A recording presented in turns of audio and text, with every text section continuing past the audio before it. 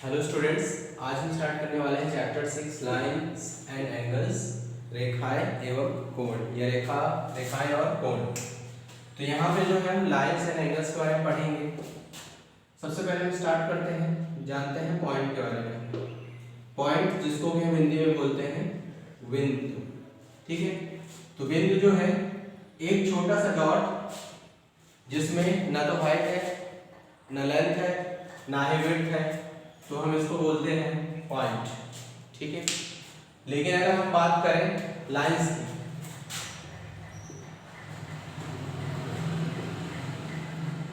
की, अगर हम बात करें या सिंपली सबसे पहले लाइन, तो लाइन की अगर हम बात करते हैं तो लाइन में क्या है, कई सारे छोटे छोटे डॉट्स जो है मिल करके एक लाइन बनाते हैं। यानी इस लाइन को बनाने के लिए जो है, ये जो हमने यहाँ पे लाइन बनाई हुई है, इस लाइन को बनाने के लिए जो है इसमें कई सारे जो असंख्य यानी अनकाउंटेबल, इनफाइनाइट बोल सकते हैं, पॉइंट्स जो है कोलिनियर एक साथ एक सीधी रेखा में जुड़ते हैं, जाकर के जब इकट्ठा होते हैं तो लाइन का फॉर्मेशन होता है, ठीक है। इसमें एक जो खास बात ये है कि इसका कोई भी एंड पॉइंट नहीं होता। एंड पॉइंट मतलब कि कोई ऐसा पॉइंट नहीं है जहां पे ये लाइन खत्म हो रही हो। दोनों साइड हमने एरो का साइन बनाया हुआ है, दैट मींस कि ये दोनों साइड जो है बढ़ रही है। इसको हिंदी में बोलते हैं रेखा। रेखा जिसका कोई अंत बिंदु नहीं है, जहां पे वो खत्म हो रही हो, वो दोनों ही दिशाओं में बराबर बढ़ती है। और जब सारे जो छोटे छोटे बिंदु हैं जब एक ही रेखा में इकट्ठा होते हैं, एक सीधी लाइन, सीधी रेखा में, सॉरी सीधी मतलब कोलिनियर रहे, सारे पॉइंट जो है एक ही साथ एक लाइन से इकट्ठा आ जाए, बिल्कुल सीधा एक सीधी, तो हम इसको बोलते हैं कोलिनियर। तो सारे पॉइंट जो है कोलिनियर जब होते हैं एक साथ, तो एक सीधी रेखा का निर्माण जो है होता है और ऐसा कोई भी अंत बिंदु नहीं होता। लेकिन हम बात करें अगर लाइन सेगमेंट की, लाइन सेगमेंट की बात करें जिसको कि हिंदी में बोला जाता है रेखाखंड। रेखाखंड की अगर हम बात करें तो रेखाखंड जो है ये एक सिंपल सी लाइन है जो हमने ड्रॉ करी है, ये रेखाखंड कहलाता है। ये रेखा का ही एक भाग होता है जिसके कि अंत बिंदु होते हैं, जिसमें दो अंत बिंदु होते हैं, एक अंत बिंदु इधर और एक अंत बिंदु इधर। यानी इसकी जो साइज भी, लेंथ भी जो है वो फाइनाइट होगी, निश्चित होगी, ठीक है। दो अंत बिंदु, निश्चित लंबाई वाला, इसमें क्या है अंत बिंदु बिल्कुल नहीं है, अनिश्चित लंबाई। लाइन सेगमेंट के बाद जो एक टर्म आता है रे, हिंदी में इसको बोलते हैं किरण, ठीक है। इसको डिनोट करने का जो है ये इस तरीके से होता है डायग्राम। यहाँ पे हम एक चीज देख रहे हैं कि यहाँ पे एक सिरे पे तो अंत बिंदु है लेकिन दूसरे सिरे पर अंत बिंदु नहीं है, ठीक है। यही डिफरेंस है रे में, कि रे जो है एक लाइन है जिसमें कि एक अंत बिंदु होता है। रे लाइन जैसा ही दिख रहा है, लेकिन इसका अगर हम एक अंत बिंदु बनाते हैं तो ये रे बन जाता। अंत बिंदु नहीं है इसलिए वो लाइन है। लाइन सेगमेंट क्यों है? क्योंकि इसके दो अंत बिंदु हैं। एक अंत बिंदु इसका है लेकिन एक डायरेक्शन पे ये बढ़ती चली जा रही है, तो इसलिए इसको बोलते हैं रे यानी किरण। इसके अलावा जो है अब आते हैं एंगल के बारे में पढ़ते हैं। एंगल मतलब कोण। कोण यानी अब इसको हम आगे समझते हैं इसमें कि एंगल होता क्या है। सपोज मान लीजिए हमने एक रे ड्रॉ किया एक पॉइंट से, ये रहा O और ये रहा A, ठीक है। अब एक रे हमने ड्रॉ किया ऐसा जो भी डिफरेंट डायरेक्शन में जा रहा है। सपोज ये O है और ये B है, जा रहा है डायरेक्शन में, वो फिक्स, यहाँ पे O का पोजीशन फिक्स है लेकिन A की पोजीशन फिक्स नहीं है। A डायरेक्शन पे बढ़ता हुआ चला जा रहा है, ये डिनोट कर रहा है, ये डिनोट कर रहा है। तो A डायरेक्शन पर ये बढ़ता हुआ जा रहा है, ये डिनोट कर रहा है, ये प्रदर्शित कर रहा है। यहाँ पे B डायरेक्शन में बढ़ता हुआ चला जा रहा है ये रे, ये डिनोट कर रहा है, ये प्रदर्शित हो रहा है इधर पे लेकिन यहाँ पे कहीं पे भी हम जो है ये दोनों ही रे हैं, लेकिन अगर इन दोनों को हम एक जगह पर लेकर आए, सपोज ये है हमारा ओ ए, अब हम ओ बी अलग से ना बना करके अगर सपोज यहीं से स्टार्ट करते हैं और ये बनाते हैं,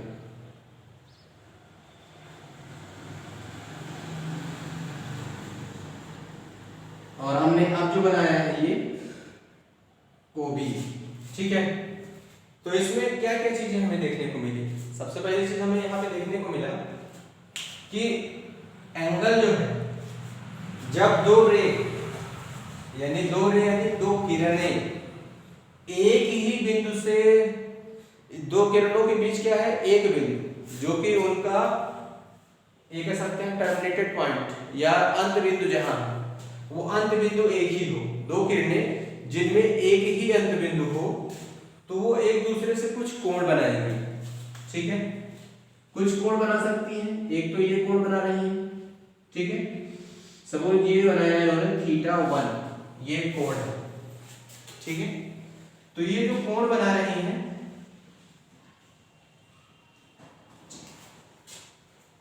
यहां पर जो है B और A के बीच का जो डिफरेंस है, क्योंकि वो तो कॉमन है लेकिन A और B अलग अलग डायरेक्शन पे हैं, इन डायरेक्शन से बीच का जो डिफरेंस है इसी को हम कोण बोलते हैं। एक तो ये डायरेक्शन है, एक डायरेक्शन ये है, इनके बीच का जो ये इतना गैप है, इसके बीच जो यहाँ पे ये जो है ये बन रहा है कोण। कोण यानी कोई भी कोना, हम इतने सारे डायग्राम बनाते हैं, सपोज हमने ये बनाया, ये बनाया, ये, या कोई फिगर बना रहे हैं, ये कोई भी क्लोज्ड फिगर जो भी हम बनाते हैं, क्लोज्ड हो या क्लोज्ड ना भी हो, ओपन भी हो, सपोज ऐसा भी हो तो चलेगा।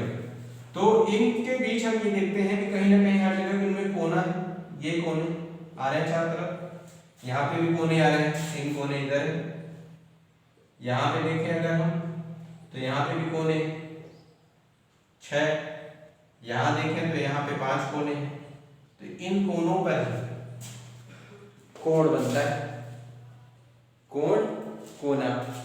सिमिलर वर्ड्स हैं कि जहां पे ये कोना बन रहा है, नुकीलापन है, यहाँ पे कुछ ना कुछ एंगल होगा। तो ये एंगल की वैल्यूएशन जो कैलकुलेट करते हैं, अगर हम पूरा एक चक्कर लगा लें, अगर हम ऐसा पूरा रोटेट कर लें तो ये हमारा हो जाता है 360 डिग्री। अगर हम इस पॉइंट से स्टार्ट कर रहे हैं और ये पूरा राउंड अप करके हम एक राउंड कर लेते हैं पूरा, तो ये होता है 360 डिग्री। टाइम हमने देखा है कि हम जो टाइम कैलकुलेशन करते हैं वो हमारी वॉच भी हमारी जो घड़ी है यानी वॉच, वो भी राउंड सर्कल पे जाती है, ठीक। यहाँ पे जो है पूरा इस सर्कल को जो है 360 एंगल्स में जो है डिवाइड कर दिया गया है। अब ये 360 एंगल्स में डिवाइड कर दिया गया, मतलब कि जब भी हम दुनिया के किसी भी कोने में रहें, एक सर्कल पूरा करते हैं तो ये 360 ही कैलकुलेट किया जाएगा। अगर हम एक राउंड पूरा कर ले, अगर हम हाफ राउंड कैलकुलेट कर रहे हैं, सपोज अगर हम हाफ राउंड इतना बस घूम रहे हैं तो ये कहलाता है 180 डिग्री। अगर हम हाफ राउंड का भी हाफ इतना ही कवर अप कर रहे हैं, ये हो जाता है 90 डिग्री। अगर इसका हाफ करें तो 45 डिग्री, इसका और हाफ करें तो 22.5 डिग्री।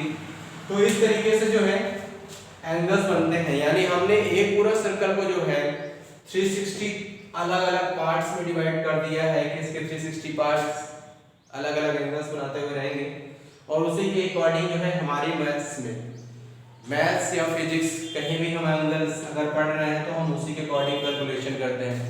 ऐसा बिल्कुल पॉसिबल नहीं है कि हमारे मैथ्स में हमने इसको 360 का कैलकुलेशन किया है, फिजिक्स में जब हम इसको पढ़े तो यहाँ पे 360 की जगह 540 हो जाए। तो हमारा जब भी एक सर्कल ये कंप्लीट होगा तो ये 360 रहेगा, ठीक है। लेकिन आपको यहाँ पर अगर पूछे कि फिर अगर वो 360 है तो यहाँ पे जब भी ट्रायंगल के एंगल्स का सम होता है वो 180 डिग्री क्यों होता है, उसका भी अलग कारण है। यहाँ पे हम पूरा सर्कल रोटेट नहीं कर रहे हैं, हम अलग अलग कोने कोने जो हैं उनके एंगल्स निकाल रहे हैं, इसलिए वो 180 डिग्री आता है। लेकिन यहाँ पे हम पूरा सर्कुलर राउंड कर रहे हैं, इसलिए ये 360 है। इवन इन केस अगर हम यहाँ पे बात करें तो यहाँ बहुत सारे एंगल्स बनते हैं, यहाँ पे हम सर्कुलर रोटेट नहीं कर रहे हैं, सर्कुलर हम यहीं पे बस रोटेट करते हैं।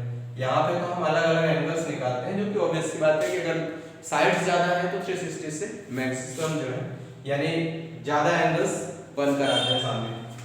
अब यहाँ पर जो है एक छोटी सी कंडीशन ये है कि हम बहुत सारे एंगल्स पढ़ेंगे, जैसे कि जो भी एंगल, यहाँ पे कंडीशन क्या है कि हमने माना 90 डिग्री वाले एंगल को राइट एंगल, हिंदी में इसको बोलते हैं समकोण, ठीक है।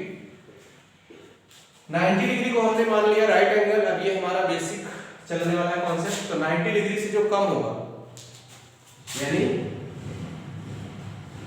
कि लेस देन 90 हो तो क्या होगा, एक्यूट एंगल।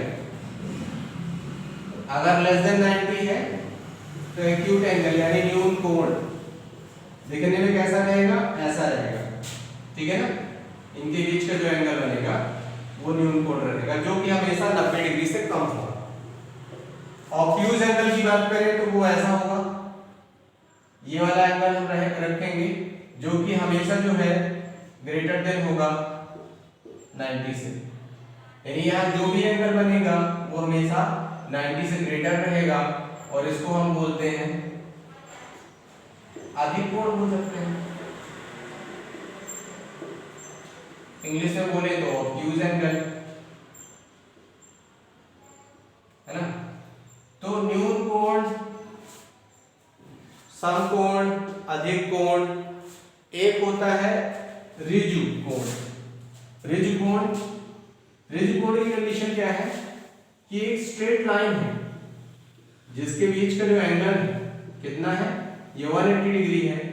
अब इसको हम बोलते हैं स्ट्रेट एंगल या ऋजु कोण, ठीक है। स्ट्रेट एंगल जिसमें 180 डिग्री बने, यानी जब दो समकोण एक साथ मिलते हैं तो वो ऋजु कोण का निर्माण करते हैं। तो इस तरीके से और भी बहुत सारे हम एंगल्स पढ़ेंगे। एक एंगल है रिफ्लेक्स एंगल, इसको हिंदी में बोलते हैं प्रतिवर्ती कोण, जिसका मान हमेशा जो है क्या होता है, लेस देन होता है 360 के लेस देन। एक डायग्राम देखते हैं, इसको समझते हैं। डायग्राम से हमने सपोज ये कोण बनाया, तो इसका जो आउटर कोण है ये, अगर हमने कोण बनाया और इसका जो आउटर कोण है ये वाला, इसको हम बोलते, ये जो हमारा बाहर वाला थीटा है, ये आउटर हमने कैलकुलेट किया, इसी को बोलते हैं रिफ्लेक्स एंगल। यही है हमारा रिफ्लेक्स एंगल। और रिफ्लेक्स एंगल क्यों? क्योंकि उसके लिए हमें एक एंगल बनाना होगा, चाहे वो कोई सा भी। जब एंगल हमने कोई सा भी बना लिया तो यहाँ पे हम, जैसे यहाँ पे देखिएगा न्यून कोण हमने बनाया, न्यून कोण में अब इसके अलावा जो है इसको इस कैलकुलेशन यानी इसके अंदर के कोण को छोड़ करके बाकी का बचा हुआ जो कोण है वो हमेशा 360 से कम ही होगा, क्योंकि हमें पता है कि पूरे कोण का मान ही 360 है, इससे ज्यादा नहीं हो सकता। तो जो भी रिफ्लेक्स एंगल हम लेंगे वो हमेशा 360 से लेस होगा, यही इसकी कंडीशन है। तो इस चैप्टर में ये कुछ चीजें थी जो हमें जानना जरूरी था इस चैप्टर को पढ़ने से पहले। आई होप आप लोग समझ चुके होंगे सारे पॉइंट्स।